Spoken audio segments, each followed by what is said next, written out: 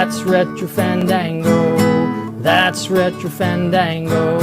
When it's Android over iPhone, and you can keep your stupid amiibo and always bashing on Nintendo. But that's Retro Fandango. That's Retro Fandango. Thanks, Retro Fandango. Wow! Oh, look at us. Is this happening? This is for real.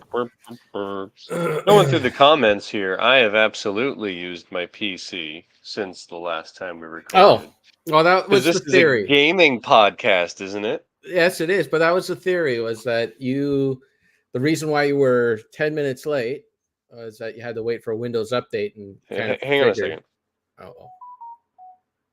Yeah, it is doing it. It's like lately, I'm using a laptop here, and lately, like the fan goes nuts. It just like Yeah, mine does that too.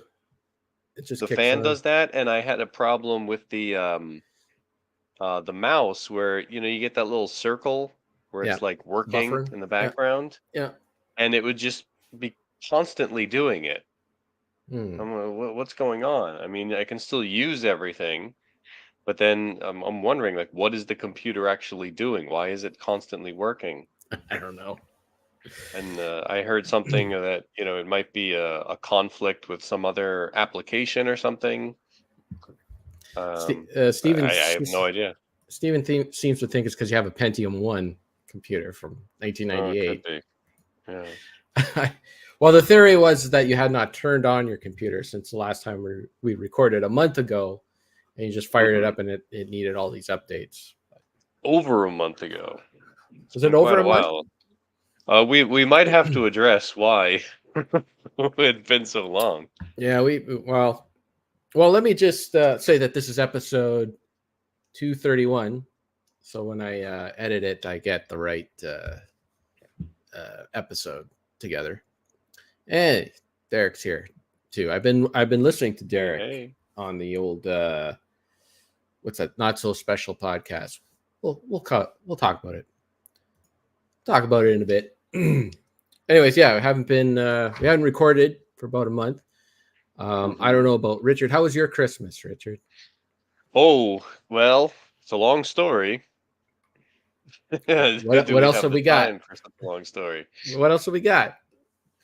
Well, I'll do a quick recap. I'll try to make this quick.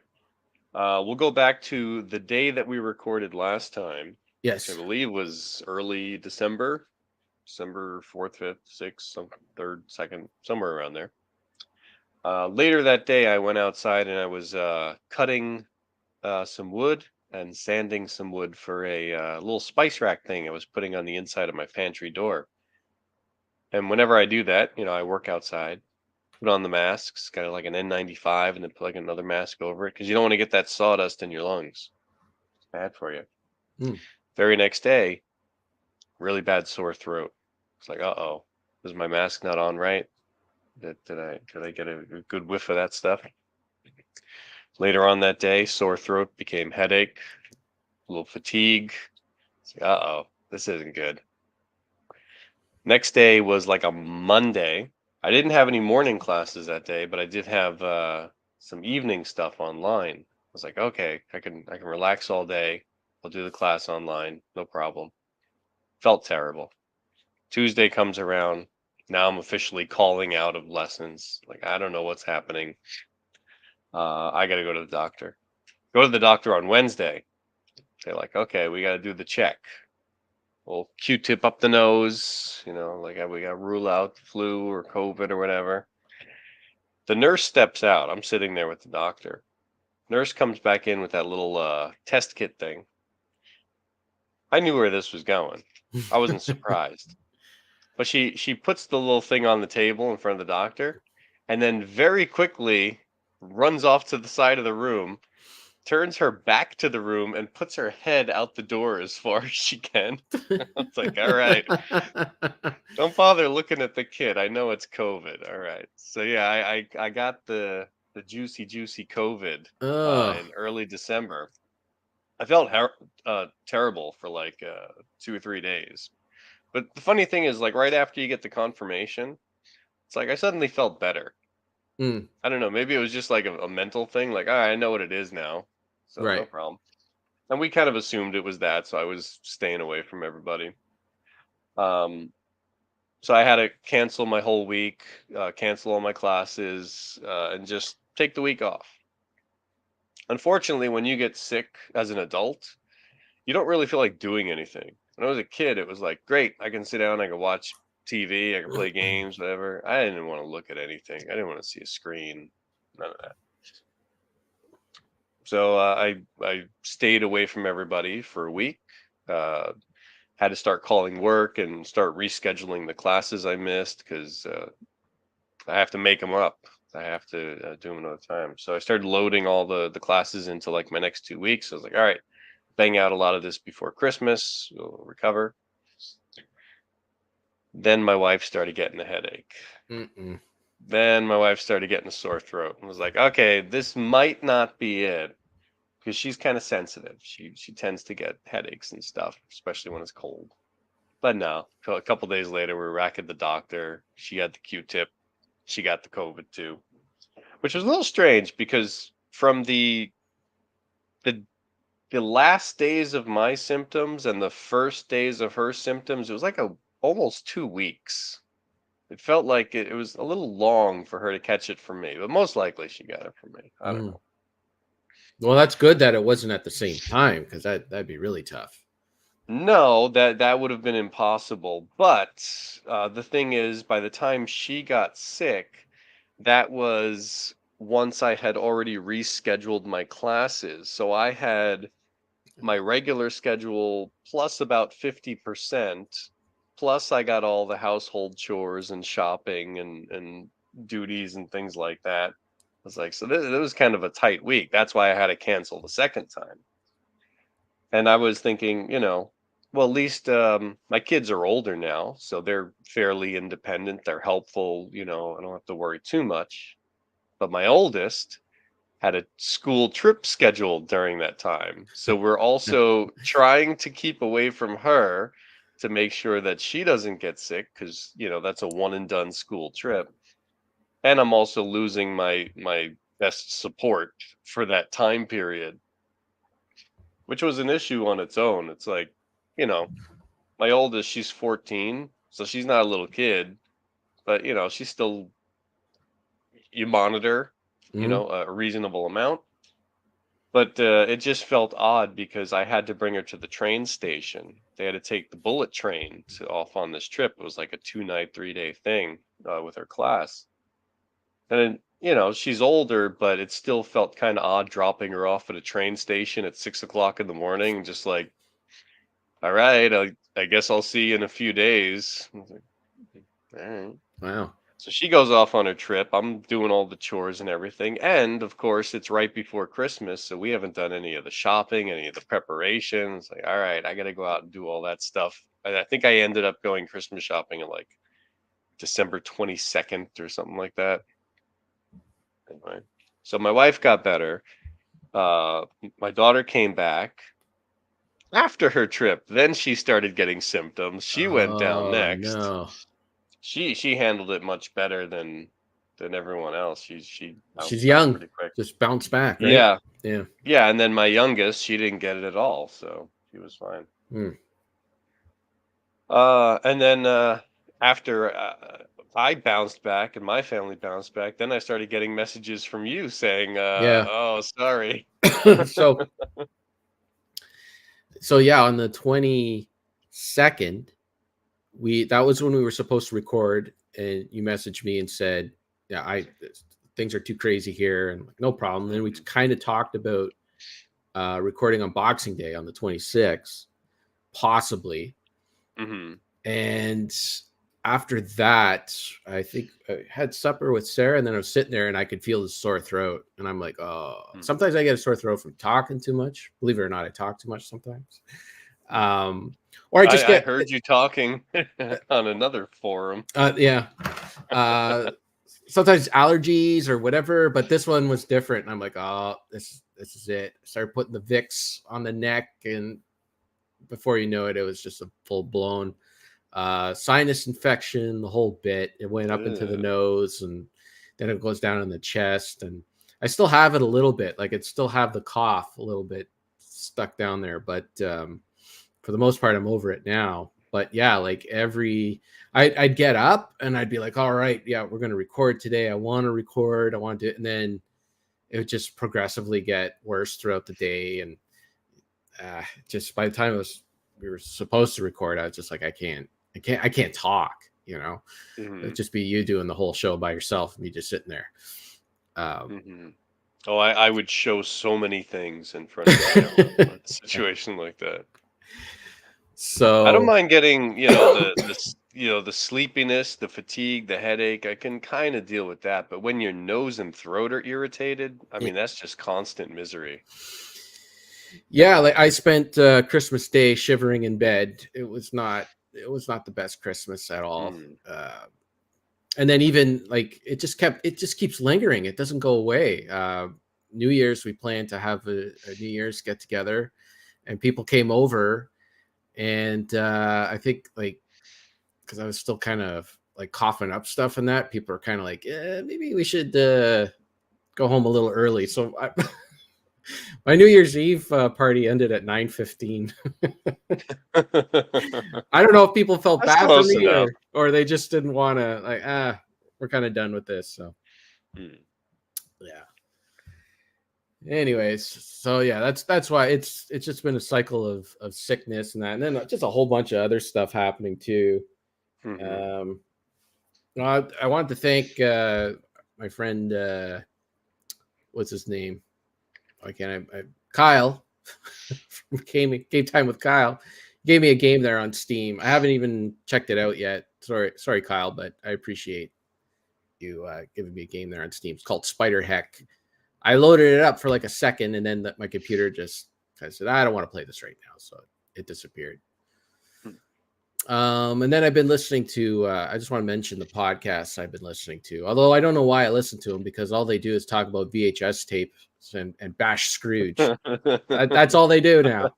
That's that was not a bashing. That was a beating. Scrooge got knocked in the teeth pretty hard by Duke on Retro Nonsense. Not just Duke. Chris was on it too. Chris wasn't too bad, I don't think. And then Josh, he joined in. My goodness. And Josh on the Not So Special podcast also had a few words about Scrooge. And I'll be honest, I think a movie, guys. I think if you've never seen that movie before, and this was your first viewing of it, and it's kind of been built up as a Christmas classic over the past 30 years. Then you watch it, and it honestly, it's not up to the caliber of, say, a Christmas Vacation or a Christmas Story. It's a little. Oh no, yeah, and it's a Richard Donner film. Richard Donner is a very clumsy director. I've always found his movies, even Superman, it's a little bit of a clumsy movie. Especially Superman 2, where he. How does Clark Kent get to he's got no superhuman powers. How does he get to the Arctic Circle? And Richard Donner just like, yeah. That's not his fault. That was the Richard Lester took over and reshot half the movie. I don't know how much of that wasn't his fault. I'm not 100% sure. He got a directing credit. You have to direct at least 51% of a movie. I know. I understand that. Changed but a lot.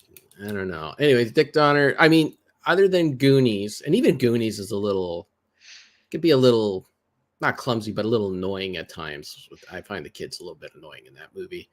I liked it as a kid, but now watching it as an adult, but it's interesting. I'm gonna take a different stance than you on this. Okay, you're bashing the director, and I will say, listening to their comments, I watched the movie again before listening to I did too, yeah, podcast.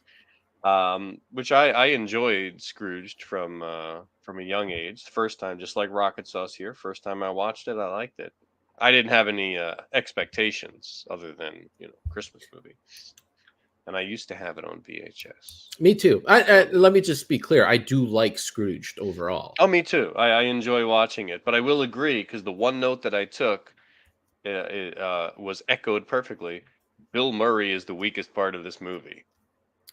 I think that his performance is off balance for a lot of the movie. I still Yeah, find but it entertaining. yeah, but is that his fault or the director's fault?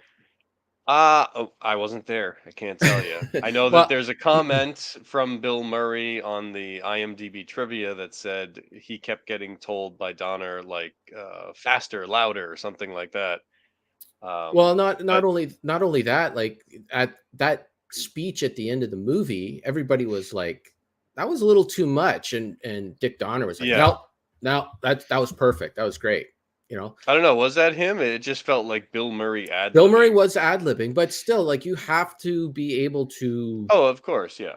like. There's that one part in that movie where, and I never understood this as a kid, and I always thought it was just something that went over my head as a kid, but even as an adult, it still makes no sense why those hobos or bums or less fortunate homeless people go up to Bill Murray and want him to do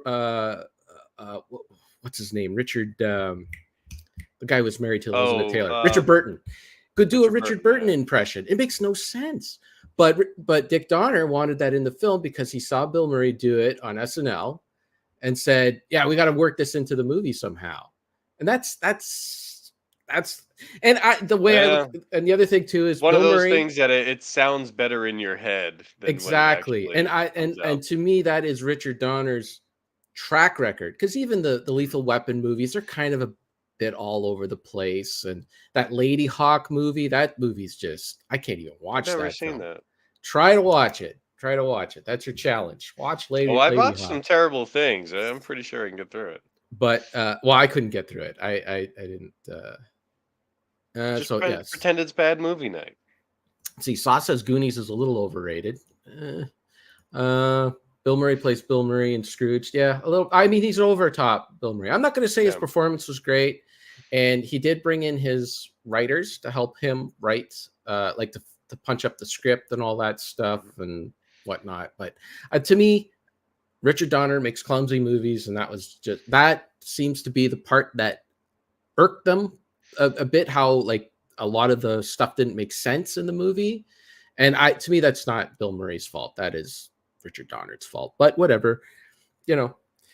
Overall, I think it's a fine movie. I always liked the ghosts in the movie. I always thought the live action real effects and everything in that was great. All the ghosts are great in Great that movie. effects, really good supporting cast. I don't know. I despite a few flaws, weaknesses here and there, I Yeah. still enjoy it. So, I mean, I remember as a kid being a little disappointed in the movie because, like, you know, I loved Bill Murray, I loved Caddyshack, I loved Ghostbusters, and then this movie came, and I was like, it's not as good. But then, you know, it's like that Leslie Nielsen thing. You know the movie, you already know what it is, and when you go to watch it again, all you think of are the good parts, and you kind of forgive the rough parts. So, yeah. Anyways. So that was about that. Okay, so Retro Nonsense Podcast, you're done. Start to Continue. I just want to mention that I was on the Start to Continue podcast. I was able to give my side of the story to the whole me selling my video game collection debacle, and I don't know if I won, I don't know if I lost, I don't care. I just wanted to get my perspective on the same format that other people might have heard this on and might have, oh, Kevin guy's a jerk. And so I presented my case, and whether you agree with me or not, it's totally up to you. But I was wondering if that's why you had to cancel, if your jaw was just exhausted from having to defend yourself. It's funny too how like I just listened back to a little bit of it and how many times I was about to make a good point and then Joe just like cuts me off. Like, nah, let's not talk about that. Let's not talk about the logistics of how this is all going to work, because he had no answer. Anyways. And one other thing I wanted to mention about the Not So Special podcast is that at the end of the last episode, Josh brought up this ABC challenge. Remember the old ABC challenge with the Cartridge Club where you played a video game that started with every letter of the alphabet? You know, A, and you remember that, right? I do remember that. I didn't partake. I did that with movies once. Well, that's just exactly what Josh is suggesting that we do again with movies, and you get bonus points. So it has to be, so you watch a movie from every letter of the alphabet, A through Z, and then I think every digit, like 1 through 0. Although, like, I'm not exactly 100% sure if like you could count like 300 because it starts with 3 technically. I don't know. No, whatever starts with A has a different ending to it. So Yeah. yeah. And then what was the other thing? He wanted oh, it had to be a first time watch. It couldn't be something that you've seen before. Oh my god, this is impossible. Which is a little rough, I think, because like so he wants to give bonus points for your if you use physical media. He hasn't figured it. It's not fleshed out, but like for instance, if you watched it on a VHS tape, you got so many points. If you watched it on a DVD, you get so many points. And I'm like, okay, I could do that standing on my head, no problem. Then I went to look at my collection, and a majority of a collection are movies that I've seen already because I don't really blind buy too many movies unless they're cheap DVDs, you know. And I'm like, okay, I'll just buy this DVD out of convenience. But yeah, most of my collection is stuff I've seen already. I'll stream it first, right, before I buy the movie for the most part. So, anyways, No, you watch too many movies. well, I'm I have 3 stacks of movies here, and I specifically left out everything that I had previously seen. So I've got 11 movies here that I've never seen before. That's pretty good. And one of them has a number in the title. 2 of them have a number in the title. Well, there you go. See, it's not that hard, not that difficult. 3 of them have a number in the title. So have you been keeping track of them? Are there movies you've watched since this January 1st, or are they before January? I write down everything as of There you I go. don't know, a couple of years ago when you and Curtis ganged up on me and said, "Hey, you got to start writing down all your movies." Now it's like a friggin' obsession, and it irritates me that every time I'm about to sit down and watch a movie, I got to stop and put a little memo in my phone. It's fun. It's fun to look back, and It is fun to look back. It's the worst thing in the world when you actually have to take 30 seconds to write a little memo. Oh my goodness! Before you can press play. Oh my goodness! Anyways, it's just a fun challenge, as Derek here says. It's just for fun. But it should be easy for you to jump on because you're keeping track already. So, well, we'll see. I think the numbers are going to be a little tricky. I mean, I've already seen Three Amigos. Three.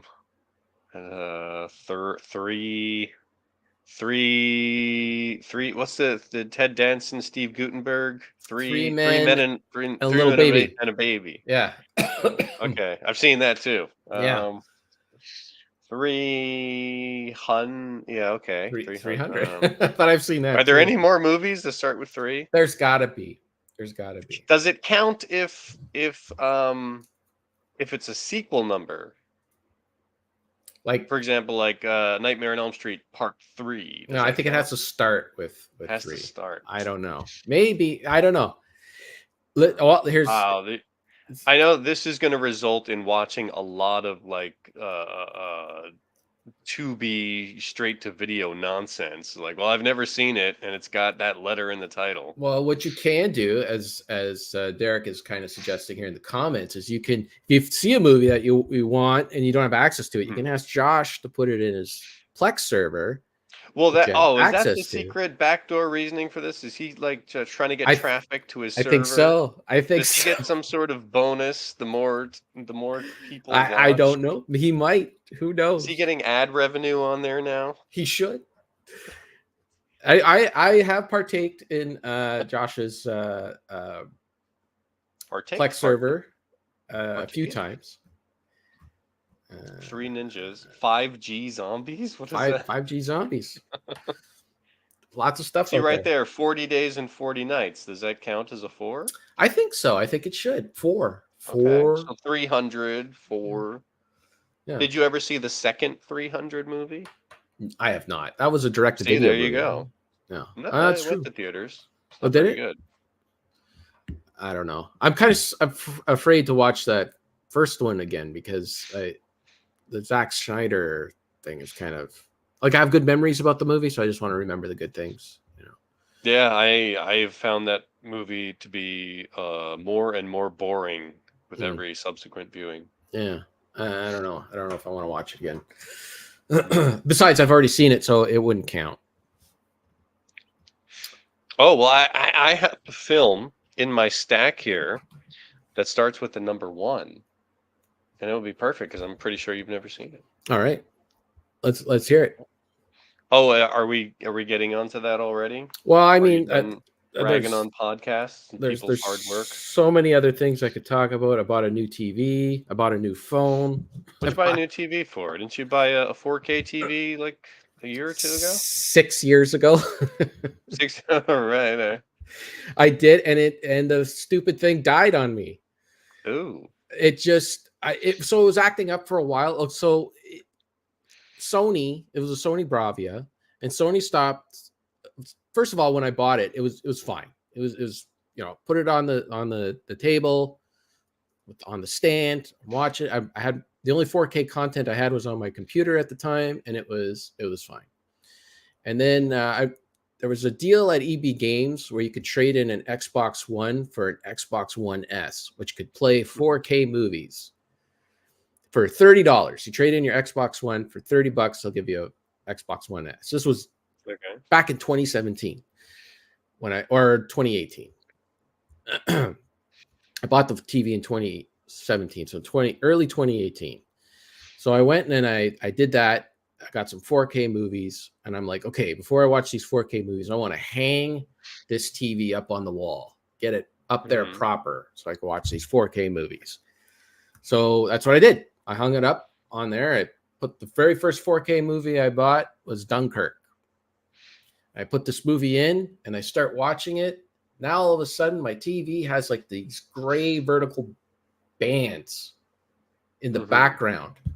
I'm like, what the hell is this? What's wrong with this player? What's wrong with the Xbox? The Xbox has like a gray background on its thing. It was showing up on that. I'm like, what is going on here? So I went to a different source, and I couldn't see it. But then when something gray would show up, then I would see it. I'm like, what is going on here? So from us moving the TV, jostling the TV from when it was on its stand, and we put it up on the wall, apparently that kind of affected the backlight in it, and it had this vertical banding issue. All right, no problem. That's sensitive. Wow. Sucks, but the TV was only about 5 or 6 months old, still within warranty. Let's get on to Sony about this thing. Let's get a return. Go to Sony. Oh no, that is part of within normal parameters of the working television. Are you kidding me? Oh yeah, no, banding, that's a normal thing. It happens. It's not our fault. It's when you buy these TVs, that's what you got to expect. And it pissed me off because that Dunkirk movie, like a lot of the palette is gray. So those banding bars were just there, just laughing at me. So I tried a few things to fix it on my own. One of the things was that you could run like a YouTube video on it for like 12 hours. So they said it was supposed to fix it. Never fixed it. Then eventually, so I had to deal with that, but it only showed up with like, certain, like if you were watching like a colorful, Pixar film or something like that, you'd never see it because it's all like bright colors. But if you're watching anything that was like dark, it was there. So that already pissed me off, but whatever. It only shows up once in a while. So depending on certain movies. And then back in 2019, Sony put this update on the TV. Like you gotta install this update. If you want to use the TV, you have to install this update because they didn't want you accessing the apps on the TV without the latest security and all that stuff. So I installed this stuff, and now that like the TV just doesn't, it lags a bit. It doesn't work as well as it used to, right? There's like audio syncing issues, and it just doesn't. So factory reset the TV. Okay, factory reset. No, I'm not going to work unless you update the TV. So I update the TV again. Still the same problems.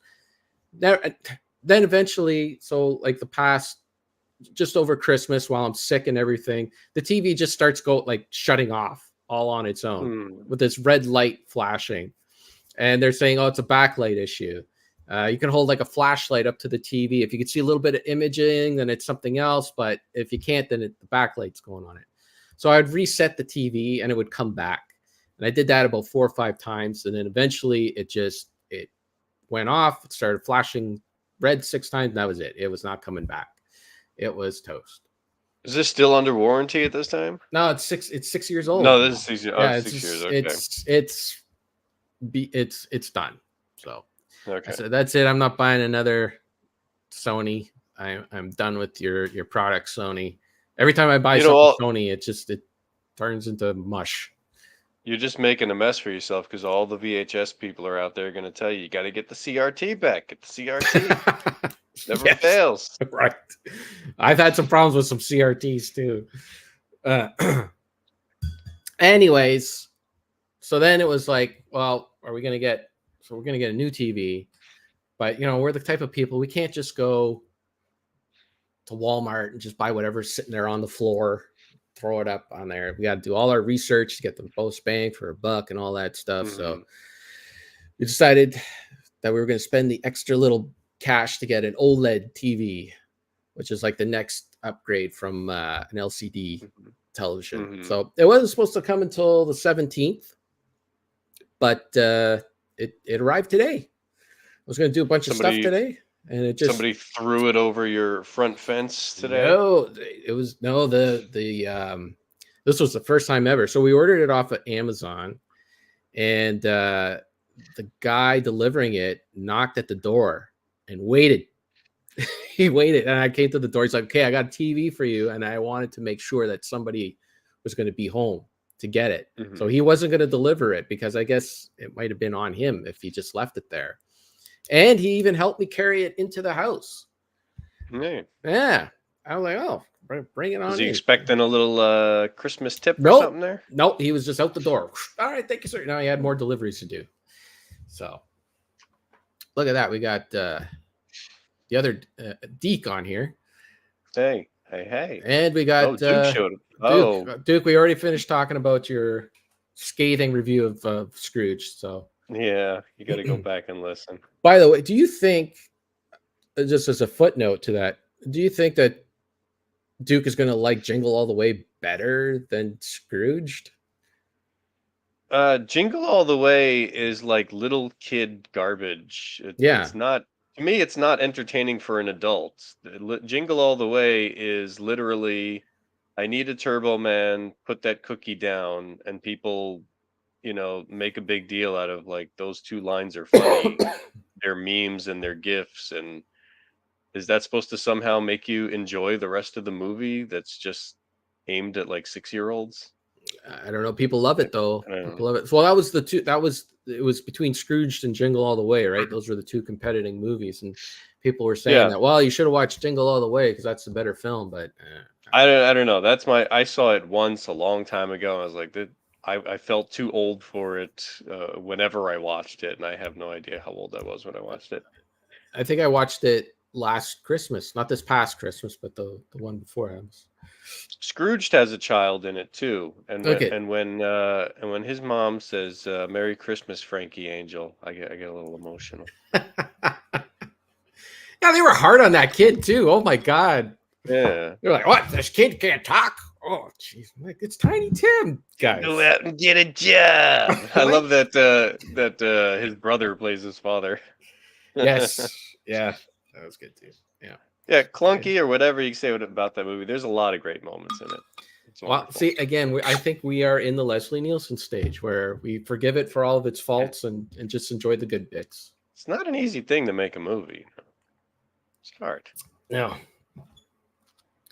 So okay. So Saucier says LG. He's had problems with LG. I almost bought an LG because they were like the front runners of the mid-range OLED TVs. But Samsung entered in the race this year with a cheaper OLED TV with some better technology.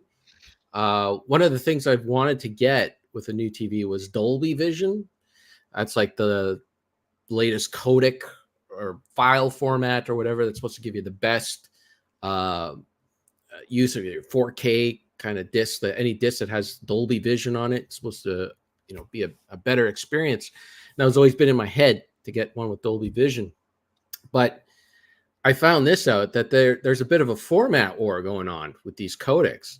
There's two. So like there's the way to think of it is there's HDR, right? That's like your basic 4K UHD HDR. It's just basic. So that's like your DVD, right?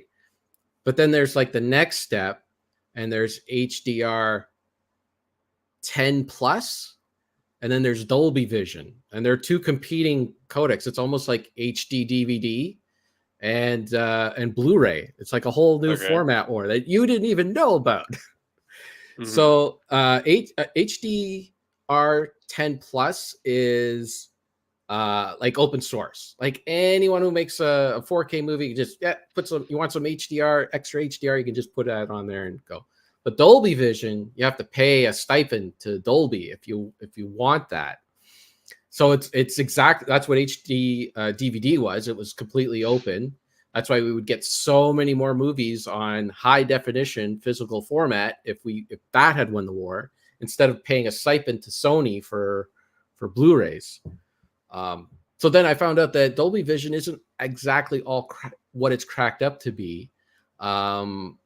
Even though the Xbox supports it and there's synergy there with the Xbox, if you have it, not every game supports it. And a lot of the games that do support it, it's kind of a lazy version of HDR. So you're better off getting HDR 10 plus, because and basically the technology within the Samsung TV, even though it didn't support Dolby Vision, it has like better technology. So the experts were saying that the hardware is actually better than the codec itself, which I'm not really used to. I know I'm losing Richard here, but somebody I've been lost a long time now. Somebody out there's listening. I'm looking at Derek's comment, and I'm glad.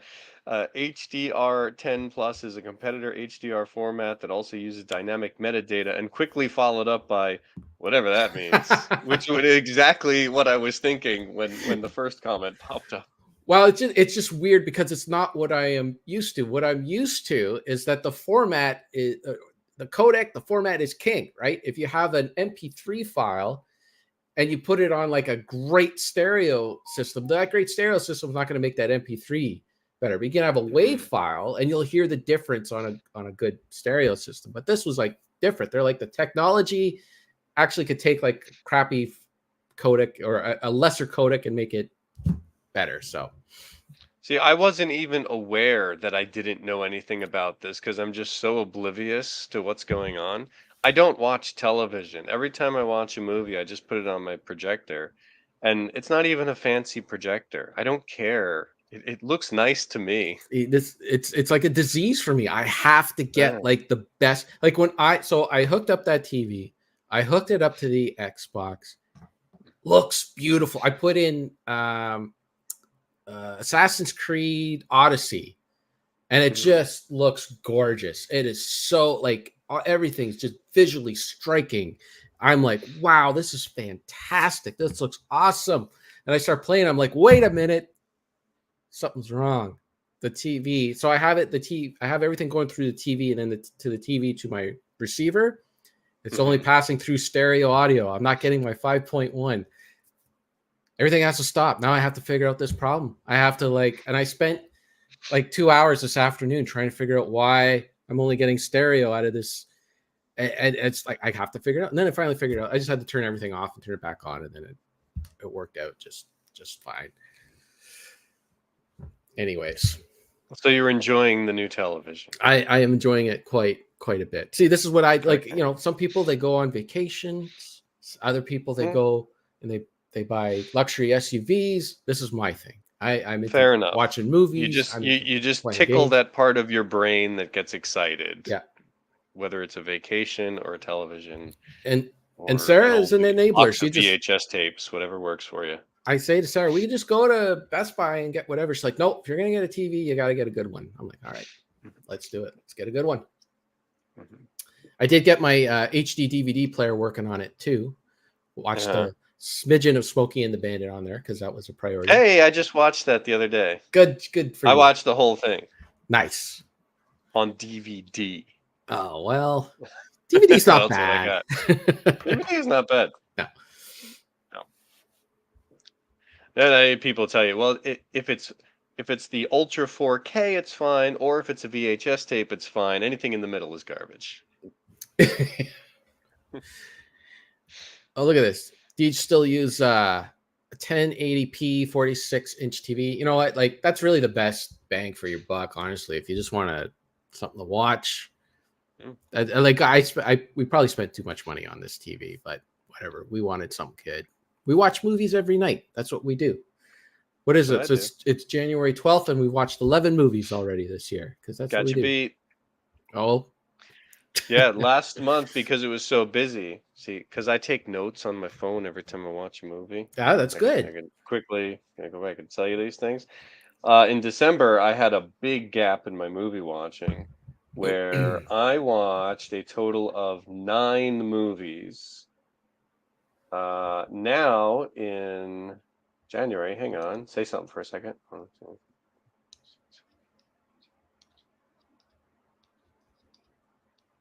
I'm up to 18.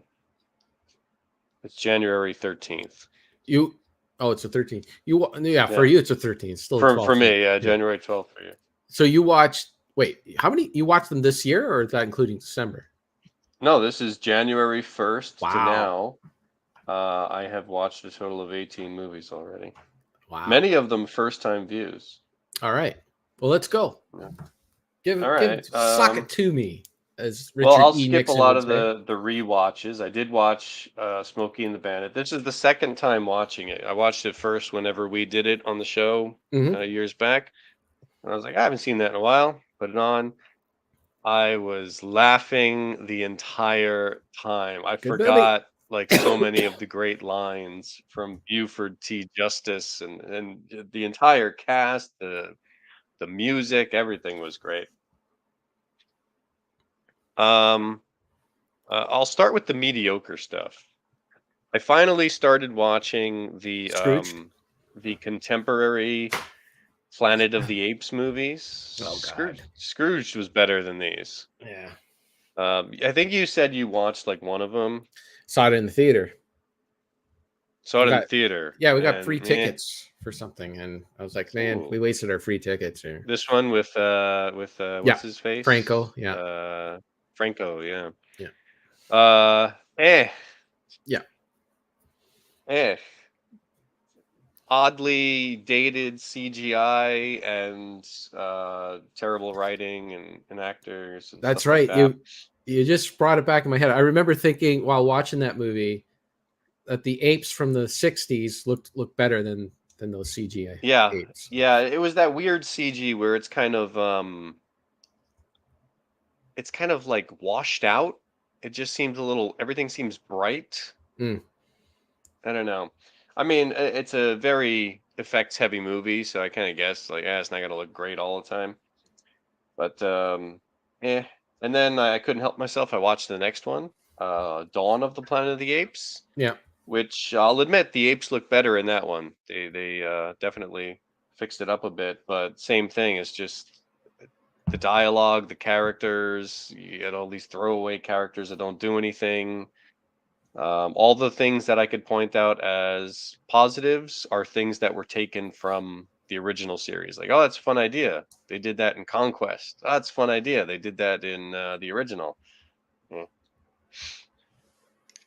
I thought the sequels were better than the first movie in the new Apes movies. Oh, meaning Rise was the weakest one? I think I could agree to some point. Sauce was asking if my HD DVD player is the 360 add-on. It is not. It's just a Toshiba thing. I don't know what a Candy Apple Island movie is. What is that? I don't know. The Candy Apple Island movies. I don't know. I never know if this is just another obscure Simpsons reference. You know? It's just like it might be. Oh boy. I said Planet of the Apes, so I'm waiting for the comments about Troy McClure's stage play. I'm looking at Candy Apple Island. Yes, this is a Simpsons reference. It looks like something to do with King Kong. It's looking like. I don't know. Anyway, I watched 2 of them. I know there's a third one, and there's a 4th one coming out soon. So they're still making money. Yep. I might watch them. A couple of things that are on my they're on my so-so list. Like I need to rewatch these to really give you a good opinion of them. The Adventures of Buckaroo Banzai Across the Oh, Eighth okay. Dimension. You ever Yeah. seen that? I know of it. I've never seen it.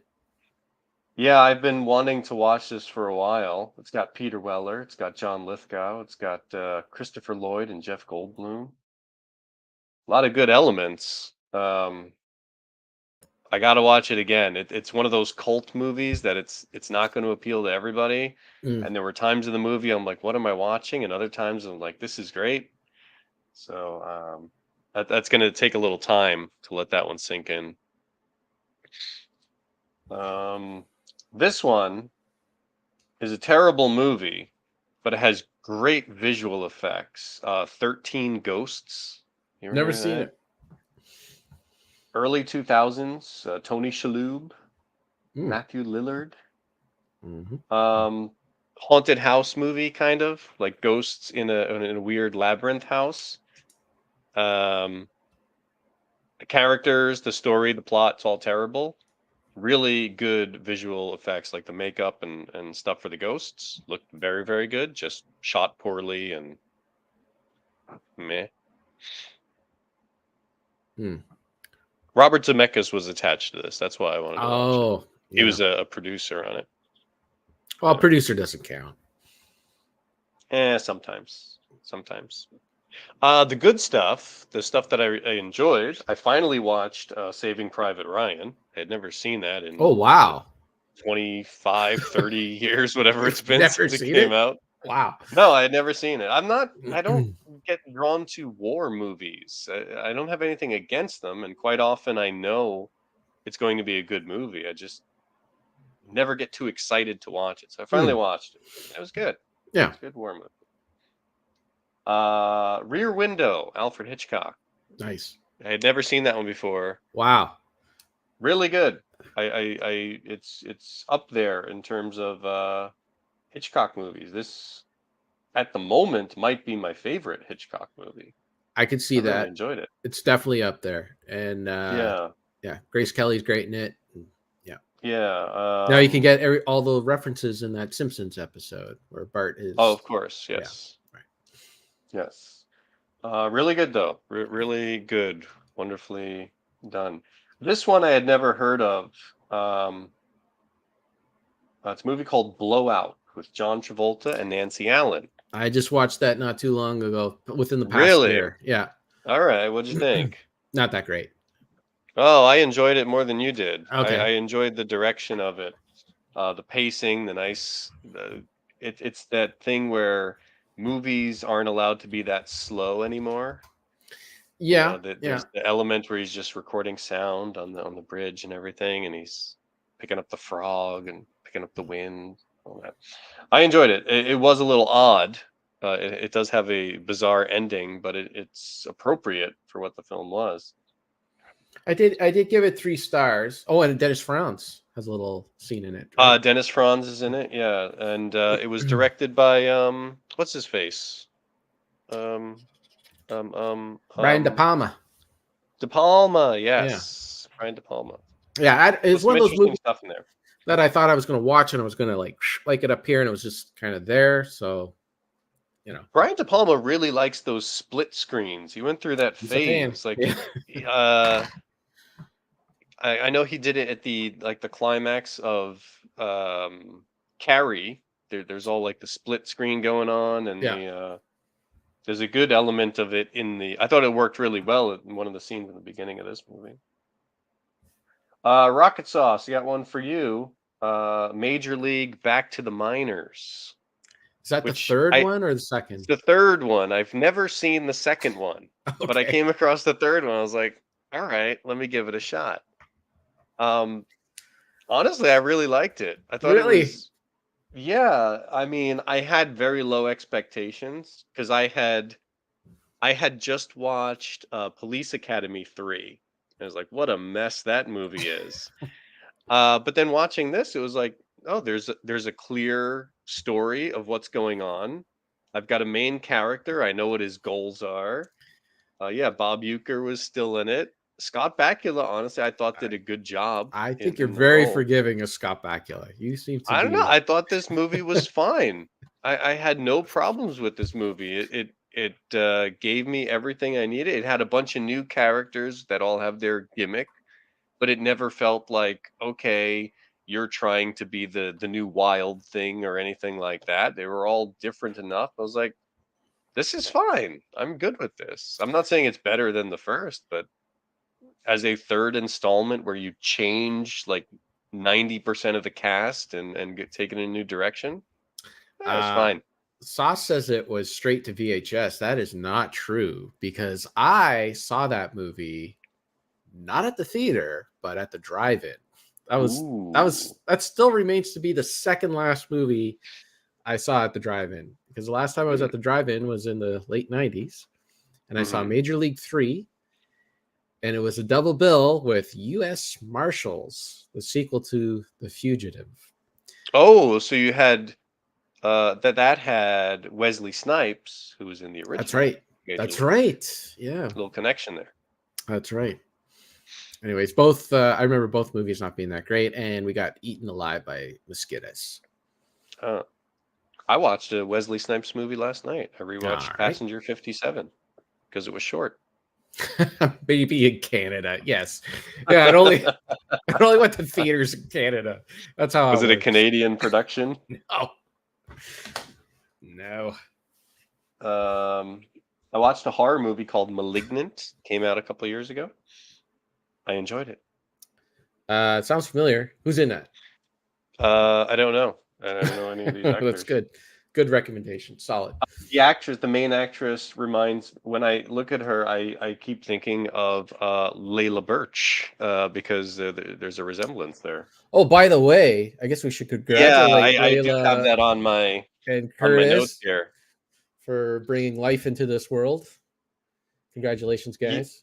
Little baby yes, George congratulations. I'm or glad I'm Bobby. getting confirmation on this because when I first saw the posting, I was like, "Is this real?" I don't remember the announcement. You were not the only person because I there were several comments in there that were asking the same thing because I guess they kept it on the down low from Well, that was going to everybody. be my question because I don't frequent the social media as much as I used to. So I was like, was there an announcement at some point? I kind of feel like I missed out on a step here. Well, as you Uh, know, I so that do. was I was looking at it on my phone and I was like, it referring to the photo. I'm sorry. I was looking at the photo on my It. phone and I'm like, I'm trying to zoom in. I'm like, is that like a prop baby from like the prop department or something? Are they pulling something here? I was zooming in. I was Wow. like, oh, okay. Like, That this is congratulations. the deep fake world we live in now. Nothing, you can't Yeah, trust very true. anything.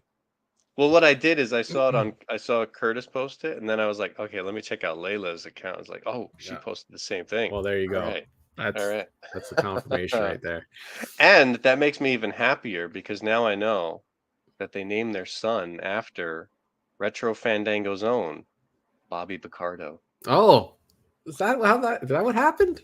That's what happened. Wow. 100%. Good job. Yes, congratulations in all seriousness. Yes. All right, back to Um, movies. okay, yes. Damn. I've got two movies here, the worst and the best. The big stinker of my recent viewing, the honor of 2004's I, Robot Oh yeah, with that movie William sucks. Smith. Yeah, yeah.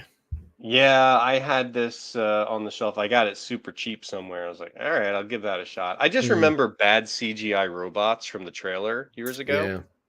Was like, all right, but it was written. It's based off of an Asimov writing. So I was like, Yeah. okay, cool sci-fi thing. Nope, this was straight dumb summer blockbuster action movie. And I believe Which apparently, that's a third time they've made that story into a movie. Like I think there's a Vincent it's very Price movie. possible. There's a Yeah, Vincent I don't Price know. movie, a Heston movie, and then that one. I thought I was going to get some sort of substance to the film.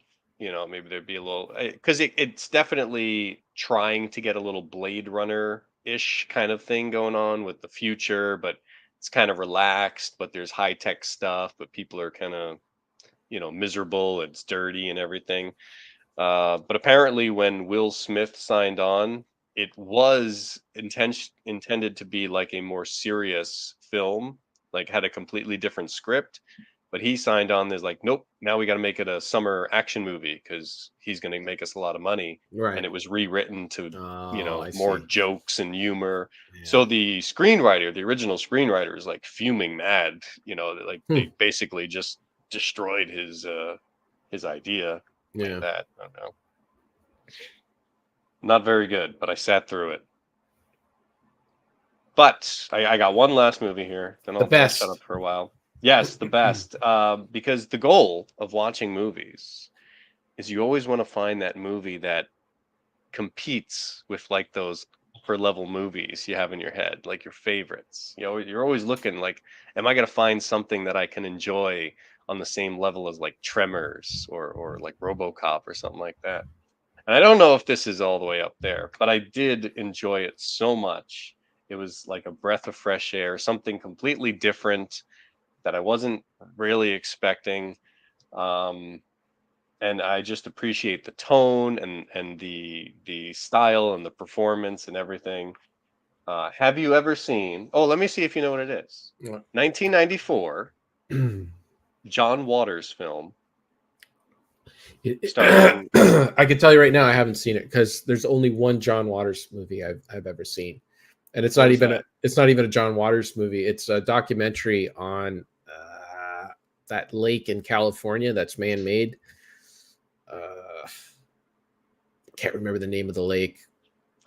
Anyways, there was a man-made lake that they made in the 1950s and 60s, and it became like this big tourist attraction for a while. And then is there a Loch Ness monster in there? No, the water it was created accidentally through agriculture, and then there wasn't enough. So everybody, there's not a lot of places you can, other than the ocean, not a lot of places you can go in California to enjoy water. So this became like the rich, and everyone went to this lake, and then it Sultan of the Sea. That's the name of the movie, I believe. Anyways, we're losing Steven. He has to. We have the Ogopogo. What is that? I don't know. Anyways, there wasn't enough water drainage through the thing, so the thing ended up just becoming really salty, and all the buildings around it are all deserted, and now there's just like poor people that live there, and it was narrated by John Waters. Okay, I was going to ask you, what does he have to do with it? Is he just a visitor? Well, I think he had something to do with like the making of the film, and also that he narrated the film. That's the only John Waters movie I've ever seen. Okay. Oh, BC based water creature. Oh, is that like a that's Loch Ness monster or a Jersey Devil or something like that? Yeah. Okay, Ogopogo. I gotta look that up. Well, I highly recommend that you take some time to watch Serial Mom. Oh, that's kind of been curious about that movie. I remember the trailer when I was a kid, seeing this, and it just looked like, wait, is that a movie about like a suburban housewife serial killer? Sure is. Yeah. See that movie? I would get confused in my head with that one and V.I. Warshawski. V.I. Warshawski, also Kathleen Turner, yeah. Yeah, and I think I've seen that one, and I don't know. Anyways, yeah. Oh, look at this. Serial Mom. Oh. Duke saw this movie in the theater. And what did you think there, Duke? Yeah. This is going back 30 years or so now. Yeah. I loved it. It's a very low budget, kind of cheapy movie. It's a little, over the top at times, but it's intentionally so. It's definitely, that's what they're going for. I just had a fun time watching this because there were some scenes that came up that just like come out of left field, and you're like, oh, they're actually doing this, and I was hooked right from the beginning. It was fantastic. It's up there for me. I definitely want to watch it again. I wrote it down. Okay. It's good stuff. Okay, I'm done talking about movies. Well, yeah. What do I got to talk about? Well, I just wanted to. You got nothing? No, I got lots. I did watch a lot of movies because I wasn't feeling very well, so like playing video games wasn't. So, but you know, Oh, I could talk about that too. playing video games. Yeah, I got several on my list. Me too. I played a few video games too. Well, let me get through my Mhm. movies here. Mhm. Well, along with Scrooged, I did watch the other movie that they watched, Just Friends, and I enjoyed that quite a bit on the I retro did not nonsense. watch that one. It was I good. had never heard of that one. It I actually had to fast forward through a couple parts of the conversation because I didn't want to spoil it in case I do come across it. But it's one of those movies that came out so in around 2005 2006. That's where I was working at a place called Bell Expressview, which was a satellite company, satellite television company for Canada, and one of them. And we would have we had movie networks there. So during our shift, I worked with all people who were about 10 years younger than me, and they would throw on all these movies all the time. And this was one of the movies. So it was one of those movies that I had seen bits and pieces of. I totally forgot all about it. And then I started watching it. I'm like, have I seen this or haven't I? And then, so it was really the first time I sat and watched the whole Mhm. thing.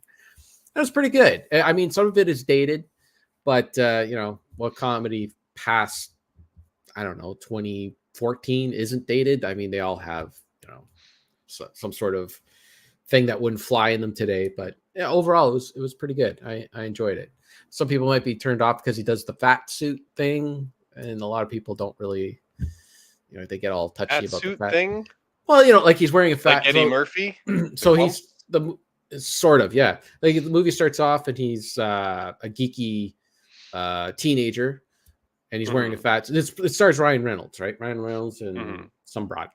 But he's wearing the fat suit. He's a geeky guy, right? And then he's put in the friend zone and all that. And then, fast forward 10 years, and then now he's Ryan Reynolds. He's all skinny and everything. And that bothers some people that you wear a fat suit because Oh my you're more goodness. than just what you are on the outside, blah, blah, blah. Anyways, I'm just No. saying. Yeah, actors aren't allowed to be actors anymore. They basically people want you to hire somebody who is that character. So they're not acting Well, how anymore. would They're you just get? Anyways, yeah, I'm not getting into this. Anyways, ah, it was good. It was a good movie. actors act. Leave them Did I alone. tell you I watched the John Claude Van Damme, the JC? I think I talked about this, right? JCVD. Yeah. Did I? Maybe. It was like the documentary about him kind of thing. That's what you think it is, but it's not. You need to watch that movie. Mhm. I think you would really like it. If Okay, Josh puts I that might in have his to Plex, plex that one. yeah, Yeah. Plex that movie. JCVD. And I've Josh heard should of watch it. it too. I think he'd It's like it going too. back a ways, right? Isn't it like 15, 20 years old now or Something like that. Came out 2008. And Okay. Josh, you're going to need a J movie. So if you haven't seen it yet, there you go. Ah. There's a big J movie right there. Yeah, I X and Pearl. I think that those were the last two movies I talked about last time. Which I'm kind of off the horror films. They really don't do anything for me. I watched Bull Durham again, which is a movie that was in our collection.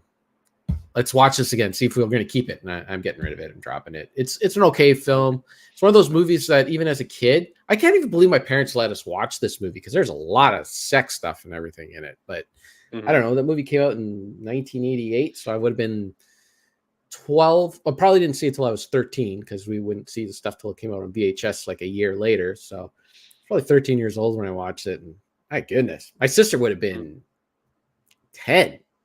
I don't know. It's one of those movies we used to watch all the time when we were kids. I don't know how I somehow. Yeah, I remember watching Nightmare on Elm Street 3, The Dream Warriors, when I was pretty young. I don't know. Yeah. I guess it was not long after it came out, and this pretty intense nudie scene in there, and then of Yeah. course all the violence and language on top of it. I don't know. Like Somehow we rented it.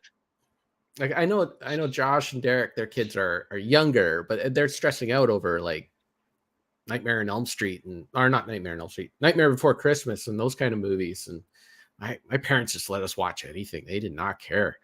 It was Oh, Nightmare Before Christmas. I'm at the point now where like again, my kids are older, so I used to be very careful like whatever we're watching. I remember when we watched Beetlejuice. Boobies were allowed back then. Michael Keaton drops an F-bomb in that Yeah. movie. And I was always nervous about that, so we'd be watching it, and I just hold the remote, and then when it comes up to that, whoops, accidentally mute. Now I'm kind of like, they have to learn. They have to Yeah. learn what is, Yeah. language and what is good and bad and all that. So it's Now, just I will let say, that stuff fly. like, we did pick up a lot of bad habits from that. Like, we would go around the nice fucking model, honk, and what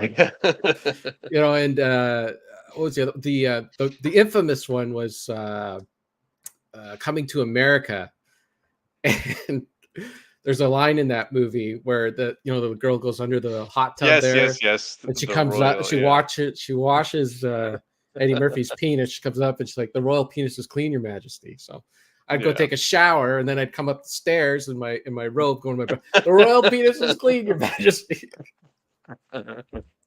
So I don't know. Anyways,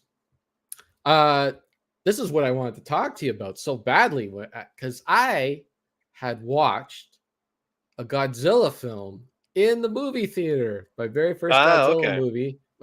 Very first Godzilla movie in the theater, and it was decent. Now, some people are saying it's the greatest film of all time. I can't go that far, because, I mean, within the first, I don't know, minutes of the movie, it's like, okay, I kind of know where this movie's going, and it goes there. It's exactly what you think it is. But I guess it's Japanese, and it's melodramatic and stuff like that, but it was a very entertaining film. A lot of action and stuff like that. And so the movie's called Godzilla Minus One, and the title is called that because it's a prequel to the very first Godzilla film. It all builds up, which was cool, because that's the only Godzilla film I had seen. So, and there was a lot of shots in it, like, that one shot where Godzilla's by the telephone wires or the power lines and stuff like that in the original film. Like, they kind of remake that imagery in that. So it's a build up to everything that happened in that film, why he gets more powerful and stuff like that. So it's a really fun movie. I think you'd enjoy it whenever you get a chance to watch it. So. Well, I gotta admit, I'm a little more interested in the new Godzilla movie that's coming out, the Godzilla and King Kong buddy movie, whatever it's called. Well, this is a sequel, right? Isn't it? Like, didn't they do a Godzilla versus Kong? There was a Godzilla versus Kong, and now, this is the follow-up to that. This is still that whole U.S. Godzilla King Kong universe crossover thing. Right. Which, when I first watched Godzilla versus Kong, I thought, this is the stupidest thing ever. And I was like, oh, man. After a while, I realized, it's kind of better that it's stupid, because otherwise it's just, scientists talking. Right. It's a Godzilla film. Okay. Like, I don't think you can take a Godzilla film and do a serious movie about it. Yeah, there's fun, really not much. Yeah, so the new one, King Kong has like a robot hand. Oh, yeah. I gotta get caught up then, because there is a Shin Godzilla movie that I keep meaning to watch. So. Oh, that one came out a couple of years ago. I haven't seen it. I have to get caught up. Okay, so we should have done this film when we did our Jack Nicholson episode. Remember, like, Richard's conclusion that Jack Nicholson just plays assholes in all of his films, and that's So I watched the movie called The Border. I had seen this movie a long time ago in the 90s. It came out on one of the movie networks or whatever. So I remembered it being good, and I bought the Blu-ray, so it'll rewatch, and it holds up. It's a really good film. He doesn't play an asshole in this movie. He plays an actual different kindergarten character. Teacher. No, he is a bit of a sap in this movie. He plays so he's like he's in Florida, and he's like I don't know. He doesn't work on the border yet. He's just like one of those agents that, like, workers come into the country, and then he has to like he'll have to go to like a textile plant, and they'll have like a number of illegal immigrants there, and he'd be like, okay, I have to bring someone in to meet my quota kind of thing, so just give me like 2 guys who are not married or whatever, and I'll take them in. We'll have to send them back to Mexico kind of thing. So his wife gets on this thing where she wants to move closer to her friends who live in Texas. So it forces him to uproot his entire life and move to Texas, where he becomes a border patrol agent. So he's kind of like the Serpico in the Ointment, where he's like, he's like very by the books kind of thing. He, bends the rules a little bit for good things, but these guys are all corrupt, right? And my boy Warren Oates is in the movie as a corrupt official. It's a really good film. He does do some asshole things in it that I don't want to spoil, because those are the fun parts of the film, but it's a pretty good movie. So Josh, put that on the Plex, the Border, so Richard can watch that. Speaking of the movie, I got a lot of stuff I got to watch here. You giving me some homework. Speaking of, this is another movie that, wait, I'll get to that one next. A movie that I did watch on Josh's Plex. This was a movie that he recommended after he recommended Blue Ruin and Green Room. He said, you got to watch Defendor. This is a kind of a, what's that called? Like a homemade superhero film. So it stars Woody Harrelson, and he's a bit of a simple-minded adult, but he wants to be a superhero. So he kind of does like these vigilante things. He thinks he's got like this whole other identity where he is the Defendor, spelt like D-O-R at the end. He doesn't even spell his name right, kind of thing. The cast is, really good in it. You got the guy who played Casey Jones in the Turtles movie. I can't remember his name. Elias Koteas. Yeah, like that. That guy. That guy's in it. And Kat Dunning, is that her name? The one that was in you know her. She's got the big boobs. That one with the big boobs. Anyways, I can't remember her name. Kat. Was it Kat? Kat Dennings. Yeah, that's it. Yeah. Anyways, it wasn't bad. I gave it 3 stars. It was pretty good. It was a little bit cliched. It wasn't as on the edge of my seat as those other 2 films, but Woody Harrelson was good. It was a decent watch. I enjoyed it.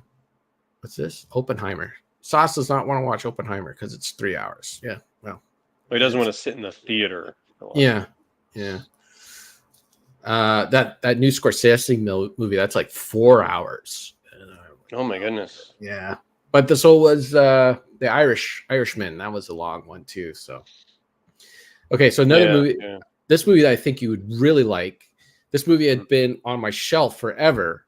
I finally cracked it open, and I wish I waited because that would have been an H movie, but I watched it last month. So I watched Hardcore Henry.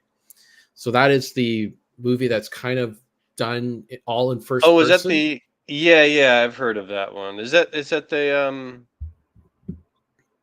it's basically like, it looks like a first person shooter, right? Yeah, it's like you're watching the cutscenes from a first person shooter game. Okay. It's all done, but it's really fun, a lot of action. I did have to look away from the screen a few times because it did become a little too much, that first person angle the whole time. But it's good. I really enjoyed it. A lot of action. That another movie for Josh. Put in that old Plex there for Richard, because I think you'd really like that one. It was just a fun. It was kind of like a. It's kind of like a John Wick movie. Just a lot of fightings and stuff, and yeah, good time. Okay. And let's see here. Oh, I did watch because this was recommended to me. So a buddy of mine lent me the Blu-ray for The Unbearable Weight of Massive Talent, which is the Mandalorian is in it with Nicolas Cage, that guy who plays the Mandalorian. Anyway, I'm not going to spoil it because I know that there are some Nicolas Cage fans that are building up to that movie. So I'll just say the acid trip scene in that movie was fun. That's all I'll say. I rewatched on Christmas Eve. I rewatched the Wizard of Oz. First time I seen it since I was a kid. Really? Yeah, I haven't watched that in every couple of years. I it's amazing how that movie is just scene after scene after scene of pulp culture, like just something iconic that has just become part of pulp culture. Like Yeah, I've every often scene. heard people say that Ghostbusters is the most quotable movie of all time, but it's The Wizard of Oz. I There gotta, are I so yeah, many phrases in that film that have just become part of culture. Like yeah, everybody knows them. yeah. It is. It's just every scene. There wasn't like Yeah. 2 minutes that went by with something that just was not iconic. That had not has not become iconic. It's just The only stuff that has not become iconic is if you watch the extended version where there's like the scarecrow getting knocked over by a pumpkin and stuff like that. I kind of they would do that on TV, right? They would add They those did that scenes. on Yeah, yeah. TV. I remember it years ago. It was like, oh, never before seen footage, that Right, kind of right, right. gag. And Yeah, so if you watch those, that kind of stuff stands out. But the main film is, yeah, everything. yeah, There's not. It's never slow. It's never boring. It is perfect. yeah. All the makeup and everything. Everything really stands up in that movie. It's Yep. really well done. Hmm. Um, I watched the movie. So on Christmas Day, I watched a movie called Eddie the Eagle. Just a simple sports movie about this British guy who became a ski hill jumper. Came out a few Hmm. years ago, 2015, and he kind of like he wanted to be an Olympic skier, and he didn't have the chops to do it. So he found like this backdoor way of getting into the Olympics by becoming a British ski jumper, which they didn't really have a team to do it. So ever since he got into the Olympics through this back door, they kind of tightened up the rules. They actually call it the Eddie the Eagle rule, so that you have to be more of an amateur. You can't be just like a beginner kind of thing, because he went to the Olympics, and I don't want to spoil too much of the movie for you, but he kind of became a bit of a, it's not celebrity, but like a fan favorite kind of thing, because he would perform mediocre, like his performance was mediocre, but his reaction to his mediocre performances really won the crowd over. So he Hmm. eventually went to the Olympics in Calgary in '88, and it's just a fun movie. It's good. I watched another movie I had not seen since I was a kid. We had this on VHS. My sister and I used to watch this over and over again. The two Coreys movie, the classic called License to Drive. Have you ever seen this movie? No, I have never seen not it. seen License to Drive, starring I never got into the whole Corey's Corey thing. Haim and Corey Feldman. Well, Josh, you got to put this on the Plex, because Richard, I think you would really enjoy this Oh, film. I'm sure I No, would. Yeah. I legitimately funny 80s film. I was I'm surprised. sure it I is. This was is a trap. ready. This is a I was trap. ready for crap. I was absolutely ready for this to be garbage. And I watch it. I'm like, it's a bit of a Ferris Bueller clone, just Mhm. slightly, but overall, it's a funny film. And I'll I get, don't believe you. so you have one classic scene. It was really fun. It's with so Corey Haim needs to get his license in order to drive, and he needs to go in for his driving test. So you see all these kids going into their cars and that, and the instructor's got the the checklist and all that, and blah blah blah and all that. So Corey Haim gets Mhm. in his car, and who's sitting beside him but James, the great James Avery. You may know him as Uncle Phil on Fresh Mhm. Prince of Bel-Air, Or the shredder. or the Shredder, Mm. and the voice of the Shredder. And he looks over at Corey Haim. He takes his clipboard and he throws it out the window. He's like, "This is my cup of coffee. I'm going to put it on the dash. You don't spill any coffee, you pass the test." Mm. And it's a really fun scene. It was good. It's good times. Yeah. Watch Corey Haim, whether or not he's going to spill a full cup of coffee on his dashboard. It's good. Okay. Well, that's a clever scene. It was good. I don't I'm believe telling you. you, but I'm okay. telling you.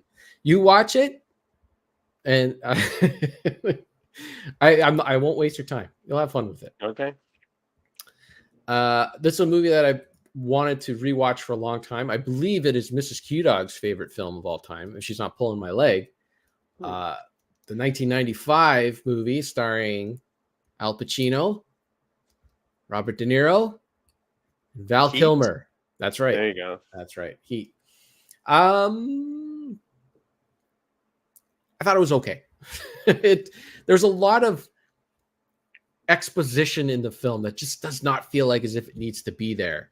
There's a lot of like, I don't know why this is in the movie. Like there was one character in the film that is, you already hate him. He doesn't fit in with the, like, it's a crime film. It's a, a heist movie, right? And he's the one guy that doesn't fit in with the rest because it's that old cliche where they want to go in and they want to get the money, but they don't want to kill anybody because they don't want to be like, become a big thing. They just want to get money, right? They don't want to be the next John Dillinger or whatever. They don't want to be like a big anti-hero. They just want to get the money. So he's, of course, this one character is the one arse that kills the security guard for no reason because he looked at him wrong. So he kills him, and you already hate him because he's ruining, Robert De Niro's plan, and everything would work out if it weren't for this guy. But then, like, for some reason, they add more to it to make, they want you to hate him more, so they make him a serial killer. Like, he's just off the side and he's a serial killer. It's like, why is this happening right now? I already don't like him. You don't need to, like, this just does not need to be here. You don't need to make him a serial killer on top of everything else. And there were several things in that movie that were like that. So, yeah, I don't really remember it. I saw it years ago. I don't have a strong memory. I hadn't remembered it either, but I remember it now. I rewatched The Jerk on HD DVD. I almost watched that last night. It was a toss-up between The Jerk and Passenger 57. I haven't. Shorter runner time worked. I see. Well, The Jerk holds up, man. It's one of those great movies. I had a lot of fun with it. So, classic. Good times. Another movie I watched called Maggie Moores. That stars, plural, Maggie Moores.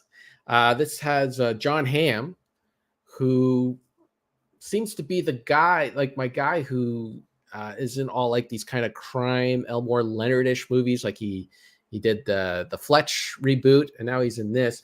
So yeah, this is a crime film.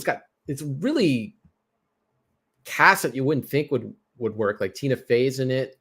One of the guys from Ted Lasso's in it. A bunch of other people that you would just look at and recognize, but I'm not recognizing their names. Anyways, a lot of people are saying it's a bit of a ripoff of Fargo, but I don't know. I found it had its own voice kind of thing. So it's one of those like anti-hero, like this guy, he's in money troubles. He wants to scare his wife to help him get out of these money troubles. And he hires some guy who doesn't really understand what he's saying. And he ends up, killing his wife. And it just kind of snowballs from there. And John Hamm plays the cop who is investigating him. And Tina Fey's the neighbor. And they kind of get this relationship going. And it was a really good movie. It was only 90 minutes. And it was directed by John Slattery, who you may know from Mad Men, or as Tony Stark's dad in the Avenger films and Iron Man films. No idea. But yeah. And then I got into, so there's this guy that my buddy Frank likes, and his name is Mark Duplass. And I think he does like a few horror films, and I think that's what Frank likes, are the horror films. But he also does these other kind of more deep, meaningful kind of films that are very short and quite interesting. And those are kind of my thing. So the first movie I watched from him was a movie called Paddleton, which wow. So it's Mark Duplass, he's in the lead role, and his sidekick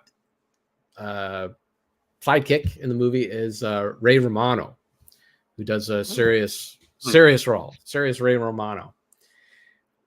So Mark, this happens right at the beginning of the film, so I'm not spoiling anything. Right at the beginning of the film, oh, Sarah's like, food is ready.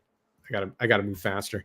So right at the beginning of the film, he gets a lethal diagnosis with cancer kind of thing. He's gonna die. There's nothing that they can do about him. So Ray Romano plays his best friend, and Mark Duplass decides that he is going to legally kill himself. He can't. He can get some sort of medication in another state that will allow him to kill himself because it's going to be a very painful death kind of thing.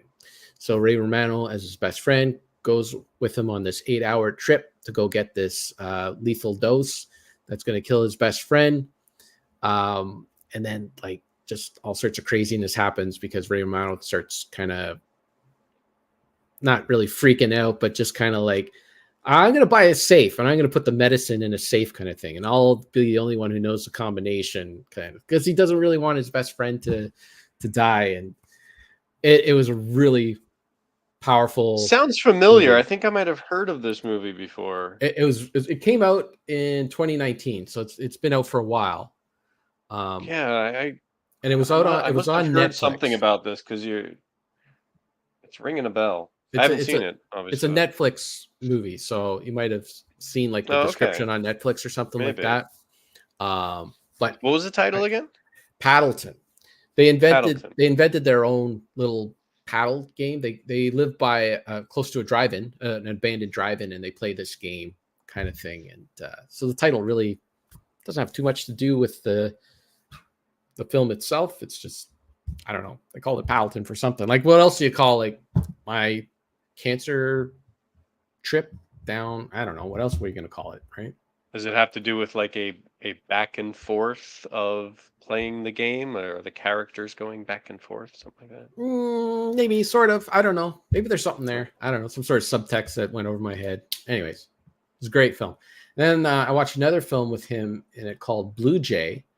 It's just him, and there's like 3 characters in the whole film. It's another 90-minute film. It's just him and this girlfriend.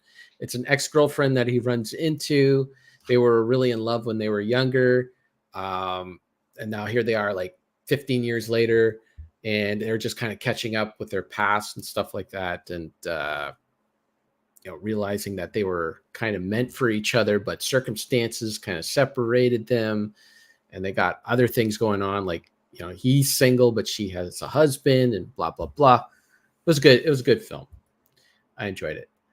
I did watch the Grand Budapest Hotel, which is another one of those, what's his name? Wes Anderson. Yeah, Wes Anderson films. Didn't really, he's kind of hit or miss with me. Yeah, that one I remember I started it and I had to turn it off after a while. The pacing wasn't hitting me that day. I watched it. I watched the whole thing, and I don't know. I thought it was okay. 3 stars. It was fine. It just didn't like really hit me as much as like Moonrise Kingdom or Rushmore or something like that. It just kind of was meh.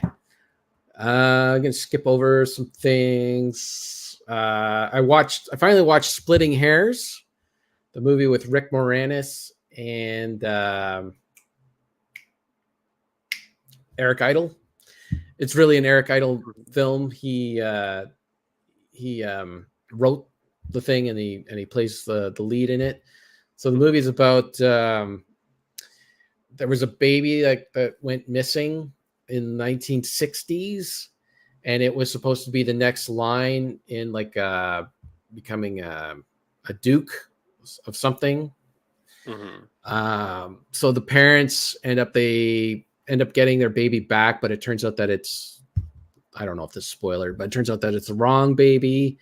And so Rick Moranis plays the wrong baby who's in line to get all this money, and Eric Idle is like the guy on the side that is the real heir to the money kind of thing. And he's supposed to, anyways, it's as good as the cast is. It's not a very good film. It's actually quite bad. It's like, I think Eric Idle watched A Fish Called Wanda and kind of said, I could do something like that. And the weird thing is that like Rick Moranis, born in 1954, he was Eric Idle was born in the 40s, and they're both playing people who were born in the 60s. And this movie came out in the early 90s. So they're like, late 20s, maybe 30 years old. And Eric Idle is like 50 at this point. Like it's all like in his face. I mean, he's supposed to be playing like a 30-year-old. None of it makes sense. Barbara Hershey is supposed to be playing his mom. She's like 5 years younger than him in real life. I don't know. None. And the weird thing is too, is that, so, Rick Moranis is kind of playing a bit of a jerk, and Eric Idle is like a bit of the innocent guy. And I think Roger Ebert said that like their roles should have been reversed, right? Because Eric Idle could do better at playing like a jerk. He's the nudge guy, and Rick Moranis has more of that innocent. But maybe that's what attracted him to the movie, that he didn't have to play the innocent guy again. I don't know. Anyways, you can skip Splitting Hairs. It's not. I'd never even heard of it. I just bought it like sometime last year. I found it cheap on DVD, and sorry, not good. I watched a movie called Miami Blues. I read this book. Miami Blues is written by a guy called Charlie Wilford. This movie stars what's his face? Alec Baldwin, Jennifer Jason Leigh, who's naked a lot in the movie. I never saw more. And your boy, Fred Ward, is in the film. So the book is it's a kind of an Elmore Leonard clone kind of thing. Fred Ward plays this cop, and in the book, the cop doesn't have any teeth because it was the early 80s. His teeth were all messed up, so he went in and said, "Just take out all my teeth. I'm just going to wear dentures." And I'm like, "There's no way that's going to be in the movie," but it was in the movie. Fred Ward's going around with no teeth.